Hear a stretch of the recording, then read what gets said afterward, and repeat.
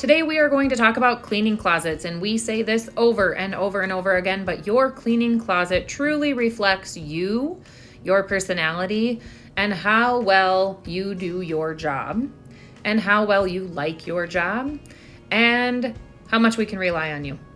I know that seems silly, but it truly, truly does, okay? This is just a before and after example. This cleaning closet wasn't overly messy to begin with.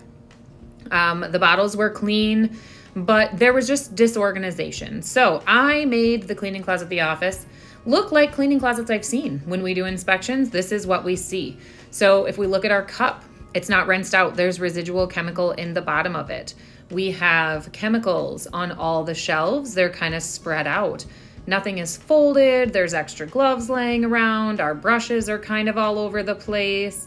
There's no regard to organization here. My liquid swabby bottle is wide open. There's drips running down the side. I've got dirt grime left in my bucket.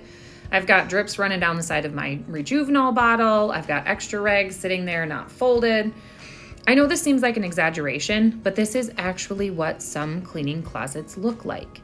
And if your tenants, if the people you clean for come in here to try to find something, they pay for these chemicals. If they are coming to find something, they are going to think, wow, what a disaster. So let's take a minute to clean this up, okay?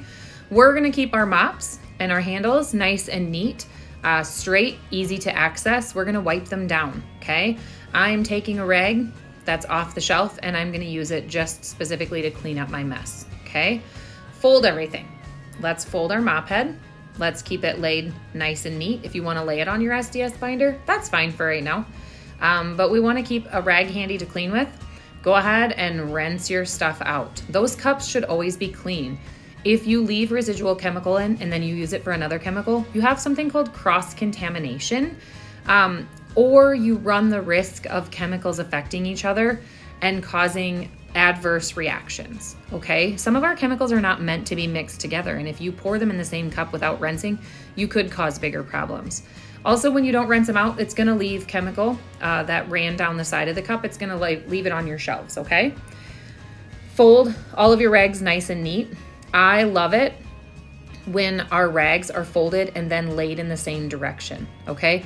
I know it's a small detail, and it really isn't that big of a deal, but it's one of those things that can make a really big impact if they're all laying together, folded in the same direction, okay?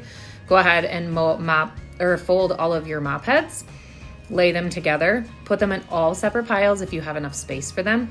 If you don't have enough room in your closet, it's okay to stack them. Just put all the mop heads together, all of your rags together, whatever needs to be done, okay?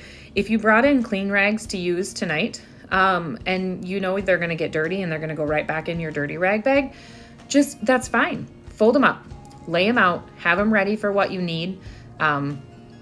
It's going to make your job just a little bit easier. It's also refreshing to start with it nice and clean, okay?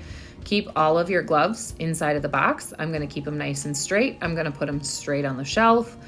And we're just going to straighten all the supplies, okay? It seems basic, but it's really important, okay? I like to have all of my equipment on one shelf, all of my rags on a shelf, all of my chemicals. So we're putting the spray bottles all on one shelf, kind of like the quart-sized bottles. We want to wipe off and make sure there's no drips running down. Make sure that they're closed. Evaporation happens if you leave the bottle open, and then that changes the concentration of your chemical if the water evaporates out of it, okay? All chemicals have water as typically the number one ingredient. And so if the water evaporates, then your chemical composition changes and you've changed the chemical itself, okay? Wipe them off, make sure they're closed, line them up so that the labels are facing forward. It's easy to tell what you're grabbing, not just by the color, but you can also see the label, okay? Make sure the spray nozzles are working and not broken. Make sure that you can see everything you need. You can face them all the same direction. You can get as OCD on that as you want to. But just making sure that they're clean and neat and kind of lined up is probably the most important. Then go ahead and keep folding your rags. Keep organization where rags are all on one shelf, okay? And just work your way down following this same method. Again, like I was saying earlier, when the customer walks into the room, they're going to do this at some point. They're going to come in to find something.